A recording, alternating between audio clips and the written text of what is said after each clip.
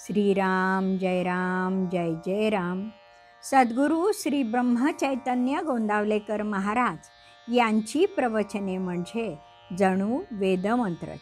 श्री महाराजांनी प्रत्येक दिवसाच्या प्रवचनाबरोबर बोधवचनही सांगितले आहे. या बोधवचनांचा विस्तार एक तत्वनाम या पुस्तकात लीलया स्पष्ट केला आहे. लेखक आहेत रामभक्त श्री रम भ कुलकर्णी. या श्री रामनाम मंत्रित पुस्तकातील आजच्या बोधवचनाचे अभिवाचन मी डॉक्टर सौ शिल्पा कुलकर्णी तुम्हा सर्व भक्तांना सादर नमस्कार करून करीत आहे. आज दिनांक 15 डिसेंबर. आजचे बोधवचन. भगवंताजवळ काय मागावे? तुझे प्रेम मला लागू दे, हेच त्याच्याजवळ मागावे. श्रीराम. श्री महाराज म्हणतात की आपले खरे समाधान भगवंताजवळ आहे, पण भगवंत प्राप्तीचे आपले मार्ग चुकतात. सामर्थ्याच्या बळावर रावणाने तसा प्रयत्न केला. श्री शंकराला लंकेत नेण्यासाठी संपूर्ण कैलास पर्वतच आपल्या बाहुबळावर तो उचलू पाहत होता, पण त्याचा तो प्रयत्न फसला. सुवर्णाच्या बदल्यात भगवान श्रीकृष्ण आपलासा करण्यासाठी सत्यभामेने सुवर्ण तुला केली, तिचाही प्रयत्न फसला. श्री महाराज म्हणाले, रामनामाचा 3.5 कोटी जप केल्याने भगवंताच्या प्रेमाचा अनुभव येतो. ते ऐकून एका भटजीने मोठ्या कष्टाने तसा जप केला आणि भगवंत दर्शनासाठी श्री महाराजांजवळ हट्ट धरून बसला. शेवटी जीव देण्याची धमकी दिली. श्री महाराजांनी पायातल्या खडावांनी त्याला झोडपले, अन्यथा त्याला उन्माद आला असता. श्री महाराज म्हणाले, हट्टाने आणि कष्टाने नव्हे तर प्रेमाने भगवंत मिळतो.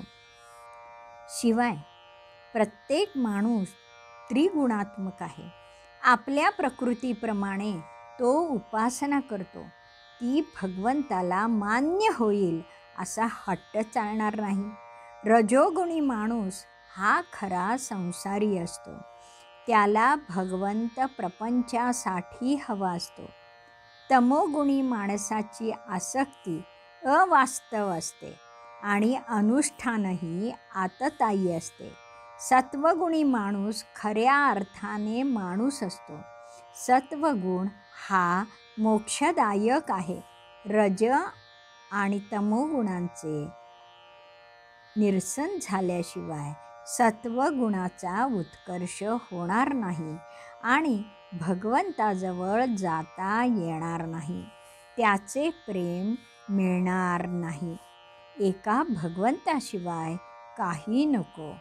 भगवंत हा प्राणाहून प्रिय असे वाटणे म्हणजे शुद्ध सत्वगुण होय.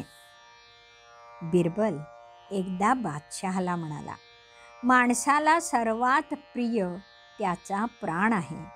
हे सिद्ध करण्यासाठी एका रिकाम्या हौदात एका माकडीनीला सोडले. तिचे पिल्लू तिच्या खांद्यावर होते. त्या रिकाम्या हौद्यात पाणी सोडण्यात आले. पिल्लू डोक्यावर ठेवून माकडीण पाण्यात उभी राहिली.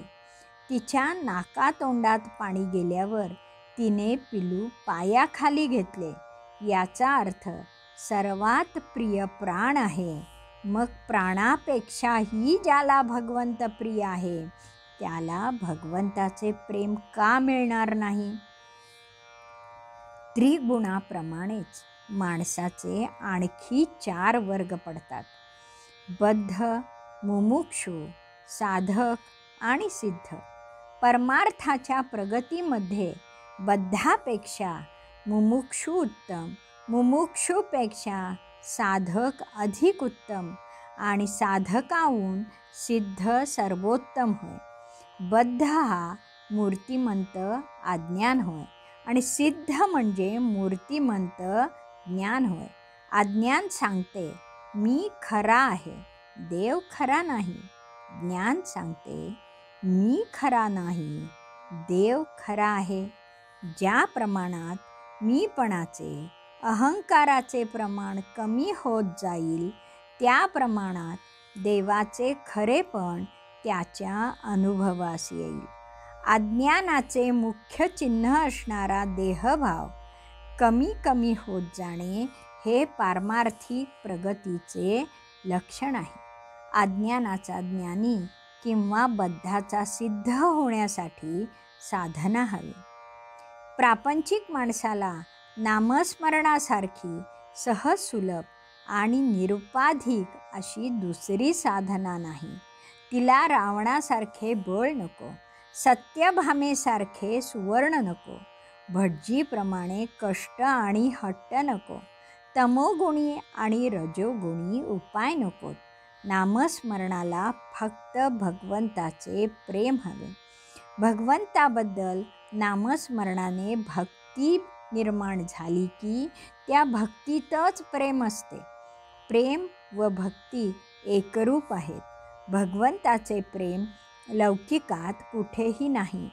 ते प्रेम हवे असे त्यालाच मागावे लागते. भगवंताच्या प्रेमानेच भगवंत मिळतो.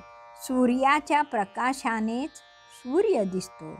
मानवनिर्मित कोणत्याही मोठ्यात मोठ्या प्रकाशझोतानेही सूर्य दिसणार नाही.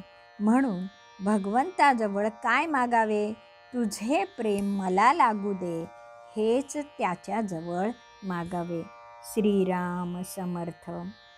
जानकी जीवन स्मरण. जय जय राम.